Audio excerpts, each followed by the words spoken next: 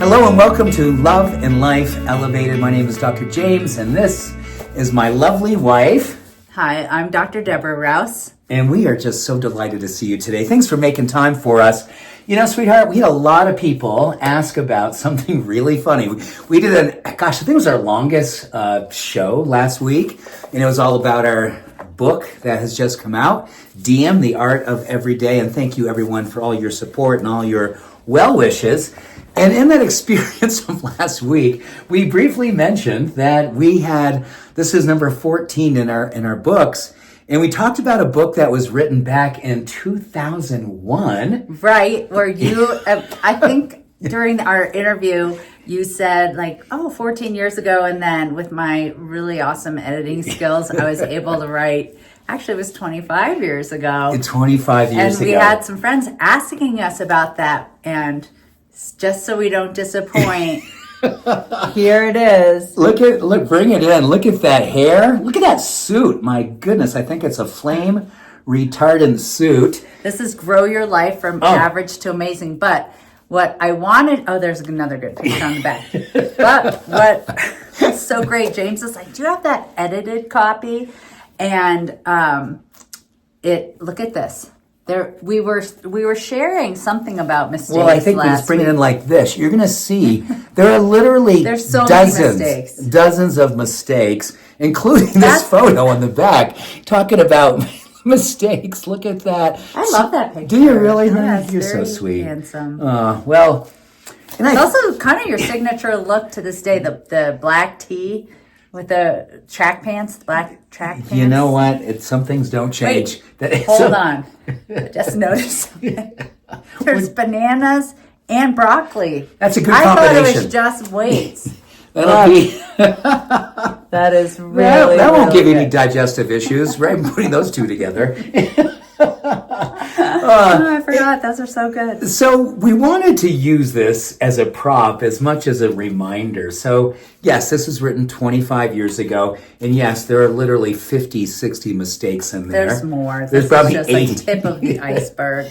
And we wanted to open up today's show, and hopefully we're going to invite everyone in to feel like they can share about something in their life that may at one time been seem like a defeat, a failure, something you can't, oh my gosh, I can't believe I tried that. It didn't work out. Well, obviously, that book could be seen as a failure. It went out to the market. It had 100 mistakes, misspelling,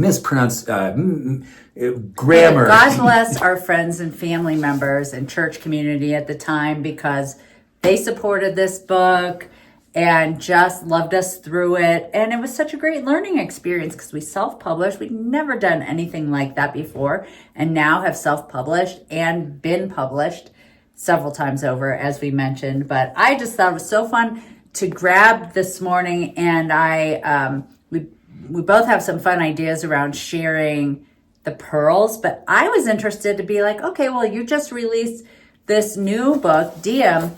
Are there any similar themes that you were thinking about 25 years ago that went into the creation of this book that may still be alive and well in DIEM? Yes, because last week we talked about every day is day one. Right. And we talked about the power of the day.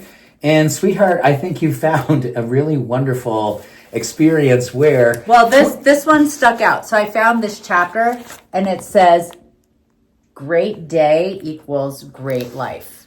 And I was like, oh my gosh, you were thinking this about creating a great day all those years ago. And then what I noticed about it that stuck out that you opened with today was one of the things about forgiveness, because I saw it somewhere in here, and we'll read you some little bits and pieces, but how sometimes I'll get really down on myself if I didn't follow through on something yesterday, or didn't exercise as long or as hard as I wanted to, or I said something unkind, something like that.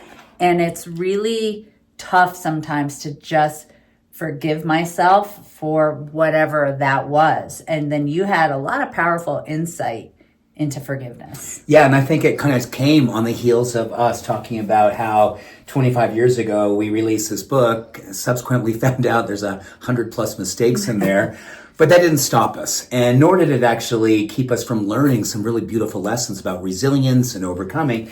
And to your point, sweetheart, the power of self-forgiveness. So I'd really love for anyone and everyone who feels open, vulnerable, confident enough, who wants to share something about a time in their life where they thought they had a deep failure, a big setback, a public embarrassment. You can only imagine how many people who are not necessarily so kind say, gosh, I picked up your book and man, you don't spell very well and you have an editor and all the things. And yes, that can be hard and that can hurt, that can make you sad. And then you give yourself permission to forgive yourself. There's a lot around that word forgiveness. It actually comes from a Latin etymology that talks about to give to yourself or to someone ahead of time. And there's so much data that speaks to the fact that people who are well-versed in forgiveness tend to be very well-versed in all kinds of other experiences around personal development. In fact, a recent study that was done on people who are really good with forgiving themselves and then learning a lesson about what it is that they learned from that mistake or that failure, it develops a part of the brain that's associated with vulnerability and leadership. In fact, leaders who are open about challenges they're having, mistakes they've made, and failures they've had, they tend to be the most hope-giving leaders. Meaning that the people in your family, people in your company, people in your community, when we can lead from a place of humility and grace in our humanness through the act of forgiveness and its openness to vulnerability, it literally elevates others. At the same time, helps us to heal places of trauma within ourselves. So if you've got something happening from childhood, an experience you had in school, something that happened with friends, and 30, 50, 60 years later, you're still carrying in it, it's not too late to work on forgiveness and how that works with the fabric of trauma within the part of our brain that tends to house trauma to help loosen that and help us to move through it and really help us to fortify that sense of self-esteem and self-confidence and ultimately self-love. Totally right on. And I was wondering just now if you were hitting on both self-forgiveness and forgiveness of others, because you were mentioning vulnerability and circumstances, and I was reminded of friends and family, people that we love that we may have certain struggles with. And for me, I'm not going to say forgiveness is like super easy all of the time. I do love it. I love the power of forgiveness. But what's frustrating for me is when, in my opinion, someone's wrong or something, or just say it's been proven or there's an outcome in which they were inaccurate or incorrect or made a mistake, but they have a really hard time owning it, which I think is sexy. I think ownership, vulnerability of saying I was wrong or I made a mistake, owning that I think is so powerful, because then it makes, I think, self-forgiveness and forgiveness from others just so much, not easier, but I want to say easier, because then when you kind of know someone made a mistake or they're wrong and they don't ask for forgiveness or come clean or be vulnerable with the situation, I get a little resentful about it. Well, I think it speaks to this whole idea of common humanity around vulnerability. We are, you call it sexy, it's one of the more attractive qualities. Right? Studies show that the more that we're around people who are open and human and have a humility and grace about the fact that we all do mistakes, and if we are in a space of being held accountable and we can move into that space going, you know what, that's on me, or that was my mistake, that's something I need to work on.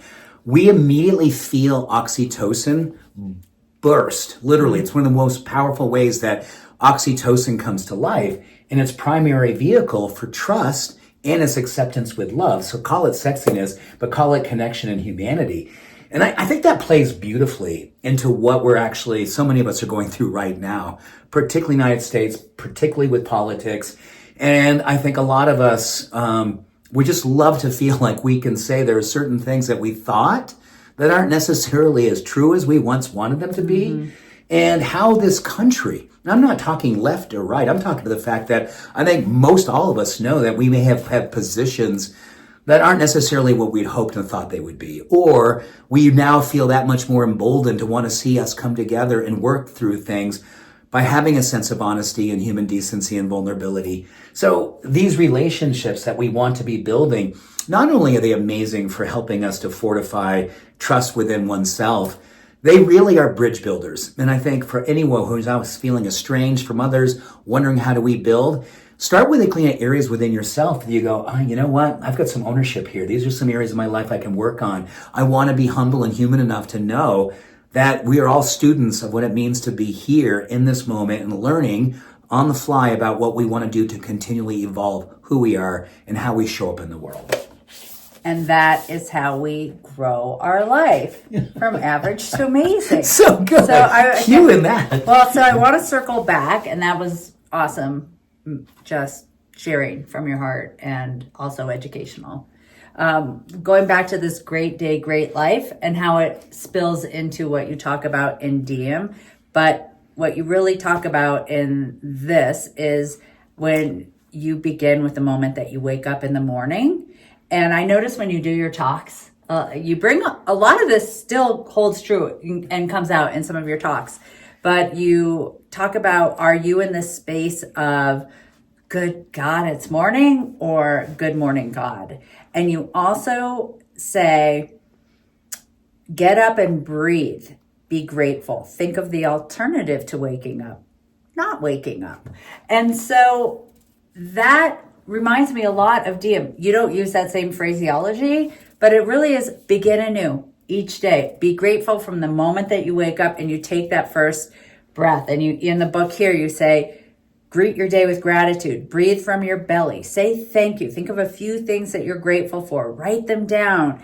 And when you stand, and you kind of really walk people through, which is great. And same thing with DIEM. You have practices that are very easy to implement, that are simple, that don't, make room for a lot of excuses. And I just love that. And I will say, when I read this, I was like, oh my gosh, this writing, I can't believe we put this out there. But I love that because it didn't stop you from writing, 13 more books after this. Well, I think and they've gotten better and better. Well, the beautiful part of all of this, honey, is the fact that every single day, I think all of us know that there's work to be done. And I think there's so much, to your point, sexiness, there's something beautiful, there's something empowering for everyone, and mostly ourselves when we see ourselves stepping back into life. And that sense of ownership, that sense of desire to continually evolve and grow. The data on growth mindset versus fixed mindset is absolute. Carol Dweck, Stanford educator, phenomenal human being, who wrote a book called Mindset. And she talked about the fact that oftentimes... Don't lose my spot. Oh, don't lose your spot. So this would be a fixed mindset experience. Well, you didn't say fix your life from average to amazing. No, but typically, and a lot of times happen, if you have a public mistake, or a lot of them... right on page... the first page, you will go, oh my goodness, I am not going to put myself back out there. That was embarrassing. It was humiliating. I stink at this. I'm not going to do this. That fixed mindset is associated with depression, anxiety, all kinds of mental and physical challenges you will have based on that not wanting to put yourself back out there. Growth mindset is just the opposite. The more we say, well, you know what? That wasn't my best showing, but what did I learn? Give it another shot. And stepping back out there. I know it sounds almost like cliche. It sounds like one of those, sort of self-help posters you're going to see in an office. But you have to really give yourself permission to look within and say, where am I holding back based on something historically that wasn't my best showing? And maybe I got publicly ridiculed. Maybe I was embarrassed. Maybe it's more about just protecting myself. All those things are understandable. But giving yourself the opportunity to wake up in the morning, recalibrate your nervous system, get your breath engaged, get your diaphragm going, good morning God versus good God morning, step back into life.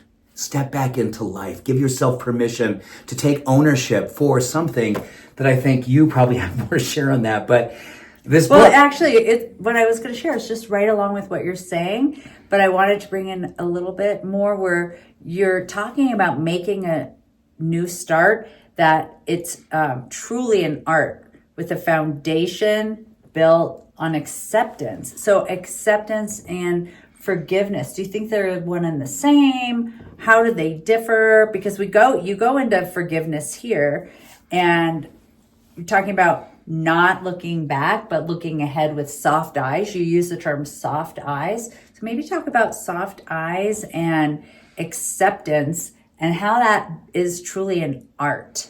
Gosh, I mean, that always hits me. And I talk about this a lot when I'm doing a presentation, I'm coaching people. One of the first practices we talk about is how much we play a role in how the day is going to go in those first few minutes. And there's a lot of research that suggests that many times we turn the light on to step into the bathroom, we're facing ourselves. And facing whatever happened the day before. Yeah, but in that idea of looking in the mirror, yeah, the oftentimes comes up as, like, I don't look the way I would like to look, or I'm carrying baggage from the previous day. And so you're looking at yourself in the mirror, and what we know is that the more critical thinking that comes in, the more diminishment comes in, the more judgment that comes in, which is so... it's the majority of what so many humans do first thing in the morning. They see themselves in the mirror, the judgment kicks in. If we can suspend that judgment, even for a few moments, and what Buddhists talk about is a soft eyes practice, literally seeing yourself with the eyes of compassion, seeing yourself with softness and love, and using that softness practice literally helps to lower cortisol. It helps to augment our serotonin levels, our dopamine levels, and ultimately it lifts oxytocin, which is our anti-inflammatory, and helps us build trust with ourselves. So that early morning practice of soft eyes is a trust-building way in which we establish kind of a foothold and optimism and love and hope of ourselves, and a resilience to step out in the world and see others with soft eyes, which is a really interesting and sometimes highly difficult practice that we can start to really work on. And the more we do this, the more our life tends to flourish, physiologically, neurochemically, spiritually, of course. When you were describing that, I had a really great visual. You know the expression, puppy dog eyes? And I was picturing looking at myself with puppy dog eyes. You know how your pet looks at you with such unconditional love, and it opens your heart immediately. It melts you. And like, what if I looked at myself in the mirror the way Shanti looks at me, or the way Bear looks at us in the morning? And I thought, I can do that, right? That's such a great... It's the same thing. It's the same exact thing. Yeah. And how many of you, and how many times have you given yourself... And if you hate dogs, like whatever that dog-like quality is for you. An unconditional love. So let's really give ourselves an invitation today to think about how, whether it was DIEM from last week, grow your life from this week, coming back to the idea of the day and how you can begin again, how you can fortify brand new practices first thing in the morning that have a dramatic impact, a powerful impact on your physiology, your spiritual and emotional well-being, and start with just the one thing and see if that establishes some type of momentum for you. Because the most powerful thing we get a chance to do is have the discipline, which simply means the student of the things that you see yourself helping you be more happy, more peaceful, more graceful. They become a discipline when we start to practice them over and over again. When we think of having discipline, we think about having the student mindset of looking for clues to when we felt the most empowered, the most peaceful, the most loving, the most forgiving, and we repeat those over and over again, and that becomes our discipline. Love it. So one thing I want to speak about today, honey, based on this book, and that, something that I think would be a perfect way to send everyone out in the world today. When you look at parts of your life right now that you feel like, well, I'm at a certain age, and this title of grow your life, any areas in your life where you say to yourself, gosh, I'm this age, is this too late? Is this a time I can't be doing those things, or is it even going to matter? I think there's enough good data that suggests with anything and almost everything, it's never too late. And there's something that happens when people decide and they make a decision about choosing something that they may have thought one time they're too old, it's too kind of cemented into their being and they can't get over it, they can't change it. Revisit that. See what is possible. Go to that place inside of you. Go, that's pretty rigid. That's pretty fixed. That's painful. That's a vulnerable place. take a look with soft eyes, give yourself permission to revisit this space with compassion and vulnerability, and see what's possible there. There's enough research to suggest when we get excited about a part of our life that we once believed was either over or fixed and go back in and visit it, not only does it help with trauma, it helps a lot with invigorating our physiology, our psychology, helps us to feel like we have a reason and a purpose to get up in the morning that's bigger than us. And that's a big part of how I think we have to look at life more and more. What is it that we want to rise to? Who do we want to rise for? And what's going to give us permission to really give ourselves that opportunity to step into that experience? For me, it's about, and we just talked about that this weekend, it's a bucket list and really writing it down, because there's no accountability otherwise. If it's a bucket list in my head, that's one thing, but I am almost pathological in the amount of things that I want to do and accomplish while I'm here. And I'm a figure-outable. I love figuring out how to do things, and installed little light fixtures over the weekend. And that's just one of many things. I still need to learn to knit a sweater. And so when I say bucket list, it's not like, I'm got to jump off the highest bridge in the world and necessarily all these like crazy out there adventures, but they're like in here adventures.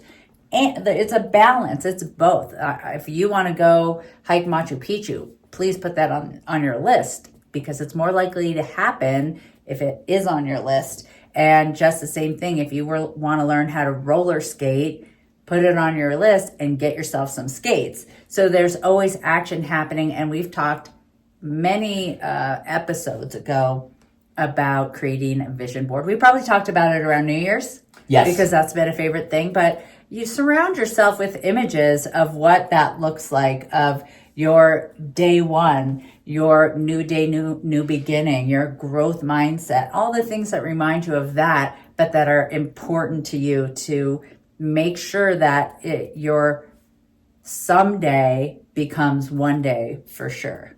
Love that. That's so empowering. So as we say goodbye today and send you out in the world, consider what it is that you have an opportunity to invite back into your life, or something you have in front of you that you think, well, maybe this isn't something I'm worthy of pursuing. Look at this again and think about some of the research that we've talked about, but more importantly, go to that spot inside of your heart. One of the things I've most appreciated about a study that I learned about years ago, and it's still going today, it's the Framingham study. And the Framingham study is 100 years old now, close to 100 years old. And it's just been tracking people for nearly a century. Has it been tracking people or just men? Oh, gosh, I don't know. Just curious. Is it just men? I'm not positive. If it is, they need to rework that study. Well, no, I'm saying that because it's so old, and they really, all the old research, in fact, that's a tangent. I don't want to go there, but okay. Just curious. We're going to find out about the Framingham. I thought it was both men and women, but here's what I want the takeaway from this. It wasn't about money, and it wasn't about fame. It wasn't about their occupation. It was actually so much deeper than that. It was life satisfaction. And when you look at the Latin... longevity? Longevity and happiness. Oh, happiness, right. Happiness and longevity. And satisfaction comes from the Latin satis, which means taking enough action. Taking enough action. That's what propelled people to happiness, longevity, purpose. It's what gave them the reason to get up in the morning. They had something to do every single day, and they took action. They moved towards it. So I think that a list is important for that. I think it is. And we believe so strongly in having a morning list and an evening list. Meaning the morning list, here's what I want to do today. At the end of the day, what you learn, so the following day you get a chance to implement that, integrate that into the next day's list. And it becomes this wonderful way that propels you forward based on the things that you want to do, that you want to experience, that you want to follow through on. It's simple and not easy. But once you create momentum within yourself, don't you believe, honey? It starts to become its own experience that you are drawn into, and you can't not do it. Your momentum is everything. It truly is. So we hope that this experience... No, you can't get it. Sorry. Well, you could probably find it, honestly, at a used bookstore or somewhere on eBay. Yeah, you can. And if you want to tell us about... No, don't get it. And honey, thank you for digging this out. My gosh. And thank you again for just being my partner in everything possible and being a figure-outable kind of person and holding me to an accountability of the person I want to be each and every day. I really, really love you. Appreciate you for that. I love you, and I appreciate you too. And we love you, and thank you for joining us this week. We'll see you next week, and in the meantime, please share what it is that you are going to go back and look at that has an opportunity to be resurrected with faith and hope and positivity and getting back into life. Remember, life satisfaction, taking enough action. Easter reference. Isn't it though? Oh my goodness. Resurrect. Absolutely. Have an awesome day. Much love. Every blessing.